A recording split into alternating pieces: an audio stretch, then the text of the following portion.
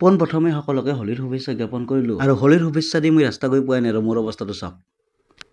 মোক এনেকুৱা অৱস্থা কৰা গেংটোৰ নাম হৈছে বাচ্চা গেং আৰু এই গেংটোৰ মুৰব্বী হৈছে এয়া যাৰ নাম হৈছে গুডুল।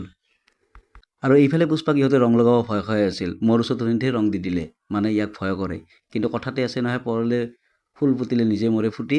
ইহঁতে পিছত আকৌ আহি মুখে ৰং লগাই এবাৰ ধৰিলে। আৰু এয়া চক পোৱালীকেইটাই একদম আমাক টিকালাল বান্দৰ নিচিনা ৰং কৰি দিলে। আমি ভাবিলোঁ আমাকতো ৰং দি দিলে, এতিয়া আমি আকৌ বেলেগক ৰং লগাম। এতিয়া আমি গৈ আছোঁ আৰ্কেডা ঘৰত। এই আৰ্কেডাই ঘৰ সাৰি আছিল আৰু ওলোৱাৰ লগে লগে হেপী হোলী কৈ গায়ে মূৰে অলপমান ৰং সানি দিলোঁ। পেচিটাৰ অলপ আপত্তি আছিল, বগা গেঞ্জিটো নষ্ট হৈ গ'ল, কিন্তু উপায় নাই। এতিয়া আহিলোঁ আমি সামন্তদাৰ ঘৰত। আমি যদি এইফালে যাওঁ সি সেইফালে যায়, সি যদি সেইফালে যায় আমি এইফালে যাওঁ। এনেদৰে কিছু সময় চোৰ পুলিচ খেলাৰ পিছত তাক লগ পালোঁ আৰু এনেকৈ ৰং লগাই দিলোঁ। সি অলপ আপত্তি কৰিছিল, মানে কি কাপোৰযোৰ নষ্ট হ'ব বুলি, কিন্তু ৰং লগাই শেষত আমি ইয়াৰ পৰা গুচি আহিলোঁ। আৰু এইফালে ঘৰ আহি ভাৰ্বি আৰু শিখাক এটা ৰীল বনাই দিলোঁ। সিহঁতে মোক কৈছে ৰীল এটা বনাই দিয়া। যা বনাই দিলোঁ, কোটি টকা মোৰ খৰচ হৈ গ'ল। এইফালে আহি ৰাস্তাত দেখা পালোঁ ইৰাণ আৰু ইজৰাইলৰ যুদ্ধ হৈ আছে। কোন জিতে এতিয়ালৈ খাটাং হোৱা নাই।